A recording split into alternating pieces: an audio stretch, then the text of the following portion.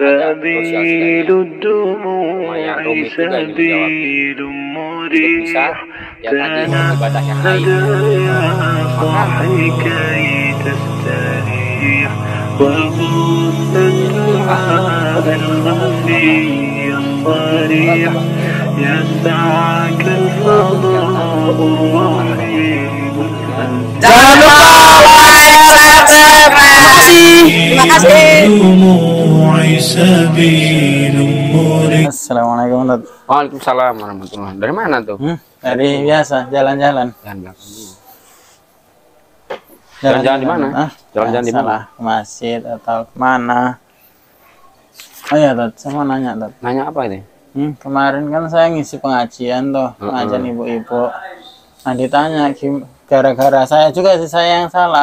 Nggak salah lah. Gimana salahnya maksudnya? Ya, saya jelasin tentang apa ya?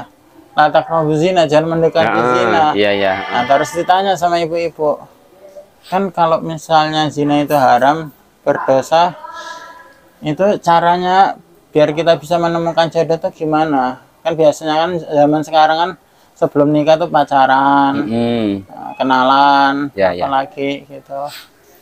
Itu gimana tuh caranya tuh? Oh iya, ya. Ya, baik. Jadi ya kita sebagai seorang muslim itu kan sebenarnya harus lebih berpikir dinamis ya. Artinya enggak kemudian cuman melihat aja, tapi kan harus berpikir. Termasuknya juga dalam hal ini, dalam hal mencari jodoh ya. Seolah-olah orang itu kalau sudah terpola dengan pola pikirnya yang sudah ada, artinya dengan kebiasaan-kebiasaan yang ada itu seolah-olah memang paten seperti itu. Padahal sebenarnya Islam itu sudah mengajarkan. Jadi yang antum sampaikan tadi dalam surat Al-Isra ayat 32 ya. Yang Allah mengatakan wala taqrabuz zina, ya janganlah kalian mendekati zina innahu kana fahisha wa sa'a sabila. Karena itu adalah sebuah keburukan. Wa sa'a sabila, dan seburuk-buruknya jalan.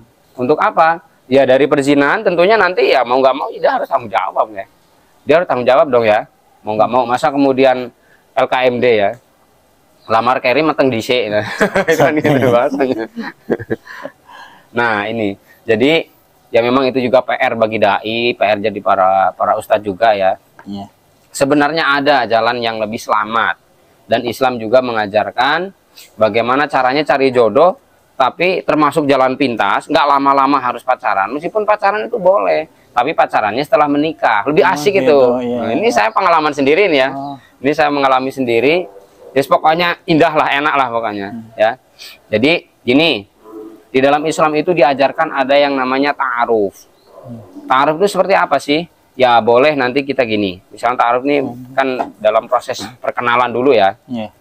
Jadi kita pengen cari kriteria yang seperti apa dulu. Karena ini saya pribadi sudah berpengalaman, artinya berpengalaman di sini ya beberapa kali lah menikahkan ikhwan ya, menikahkan saudara kita dan saudari kita yang alhamdulillah sampai sekarang langgeng-langgeng aja tuh, tanpa harus pacaran lama, kemudian bonceng sana sini tiap malam minggu ngapel, diawangi ngutang-ngutang lah bahasanya ya. Untuk apa? Untuk ngapel, untuk ngasih ya sekedar bingkisan hadiah mungkin supaya sebagai pelumah seolah-olah supaya si tuan rumah ini mau menerima atau bapaknya ini. Tapi kan itu bagian dari sebuah hal yang dilarang sebenarnya.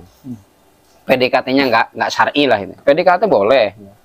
Nah maka ya ta'aruf dulu. Ya mungkin bisa dimulai dari yang namanya tukeran dulu biodata. Biasanya ada yang datang ke saya, Ustadz tolonglah saya ini udah waktunya, udah pengen menikah. Ini gimana Ustadz ya kira-kira? Ya sudah, saya minta coba antum tulis biodatanya, biodata antum ya. Kemudian kriteria akhwat atau wanita yang antum inginkan yang seperti apa. Nggak apa-apa, silahkan. Karena laki-laki itu berhak untuk memilih ya. Dan perempuan berhak untuk memutuskan. Nah ini. Nah maka dia milih, oh yang seperti ini, seperti ini, seperti ini. Ada yang kadang yang perempuannya tinggi, misalkan posturnya ya. Kemudian kulitnya putih. Kemudian juga ini, kata saya ini sapi apa-apa ini. Tinggi, putih, yang sapi ya. Ya bercanda ini ya. Ya pokoknya terserah lah, misalkan antum juga sudah siap gitu ya. Oke silahkan, nanti saya carikan. Kemudian baru kita tukarkan itu biodata. Sudah siap ya, kita tukarkan biodatanya, saling mempelajari. Oh fulan, Ustadz Fauzan Azima, ini, alumni ini, kemudian aktivitasnya apa, dan juga termasuk penghasilan per bulan itu juga ya ditulis di biodata itu lengkap. Pokoknya semua biodata kita lengkap, dari nama, tempat tanggal lahir, agama kita jelas ya. sampai keadaan keluarga seperti apa, sehingga nggak perlu banyak tanya. Sampai kemudian nanti ada kecocokan, artinya kecocokan itu awal-awal ya, kayaknya ini siaplah untuk dilanjutkan ke tahap berikutnya, itu nazar. Melihat ya. Si akhwat melihat kita, kita juga melihat akhwat dengan didampingi oleh walinya atau didampingi oleh mahromnya, orang tuanya terutama. Ngobrol lah kita sekenanya kita, artinya secukupnya kita. Artinya butuhnya apa yang kita tanyakan kepada si akhwat, atau akhwat bertanya kepada kita perihal kita. Kemudian nanti kalau misalkan jadi, kalau misalkan kalau cocok masuk ke jenjang pernikahan, nah seperti apa, baru kemudian nanti bisa dilanjutkan. Kata si akhwat oke, antum oke, ya sudah lanjut ke lamaran. Lamaran juga nggak perlu tukar-tukar cincin. Ngapain tukar-tukar cincin? Karena apa? Itu juga bukan dari agama, bukan dari budaya Islam ya. Islam nggak mengajarkan seperti itu. Karena ya kalau bisa kita lihat, kita telisik, itu banyak sekali budaya-budaya barat yang tercampur di dalam budaya kita, kaum muslimin di Indonesia ini. Nah ini yang sangat disayangkan. Nah maka kalau lamaran itu sebenarnya kan khitbah bahasanya ya. Itu hanya ucapan saja, Pak. Nih saya bisa antum yang langsung ngomong, atau mungkin si fulan yang nanti ketika minta dijodohkan yang ngomong langsung ke walinya, atau diperwakilkan ya. Saya beberapa kali melamarkan juga ya seperti itu, ngomong aja dulu. Kalau misalkan ada adat untuk pengikat yang nantinya mungkin seperti apa nanti, supaya dia ini tidak diambil orang ya. Karena apa? Karena haram ketika kita ini melamar si akhwat yang sudah dilamar. Artinya kita bukan kemudian tertutup begitu aja, sama sekali tertutup, kemudian nggak tahu akses gimana sih supaya tahu si akhwat itu tadi. Kita boleh cari-cari tahu dari kakaknya, dari adiknya, seperti apa akhwat yang kita inginkan. Toh itu juga kan kenalan, nggak perlu kemudian bonceng sana bonceng sini setiap ada hiburan, chattingan. Bahasanya juga udah akhi ukti sebenarnya. Ukti, ayo kita ke toko buku bareng yuk. Nah itu sudah wasa asabila. Dan perzinahan itu ya akhi fillah, bahwasanya perzinahan itu adalah hutang. Ketika dia berzina, dia sampai kemudian melakukan perzinahan itu, artinya seperti misalkan apa namanya, benang itu masuk ke lubang jarum seperti itu ya, maka dia menjadi hutang bagi keluarganya, bagi dirinya. Bisa jadi anaknya dizinai, atau mungkin anaknya berzina, laki-laki maupun perempuannya ya, anak laki-laki maupun anak perempuan, atau mungkin di family dia itu pasti ada yang berzina meskipun dia sudah tobat. Nah makanya ini hati-hati kita. Nah maka ya sampaikan kepada ibu tadi, kalau itu jadi PR antum, maka jalannya adalah ta'aruf. Dan itu juga ternyata langgeng-langgeng aja tuh. Saya pribadi juga seperti itu. Saya melihat biodata istri saya, dalam waktu seminggu saya cocok, kemudian tanpa nador, tanpa apa-apa, saya bicara dengan bapak mertua saya ketika itu, Pak ini gimana prosedurnya? Pokoknya hadir bawa keluarga hari Senin menikah. Dan saya baru tahu wajah istri saya ketika hanya malam pertama aja. Sebelumnya hanya tahu di biodata.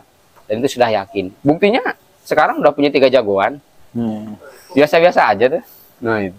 Jadi itu omong-omong kosong ya. Itu alasan-alasan yang klasik ya bahasanya. Kalau nggak pacaran, kalau nggak kemudian ketemu dulu, kemudian banyak teteh bengek yang kemudian di situ malah menyulitkan ya. Banyak biaya keluar. Ternyata nggak jodoh. Loh, banyak yang kasus seperti itu. Pacaran 1 tahun, 2 tahun, 3 tahun, sampai 5 tahun.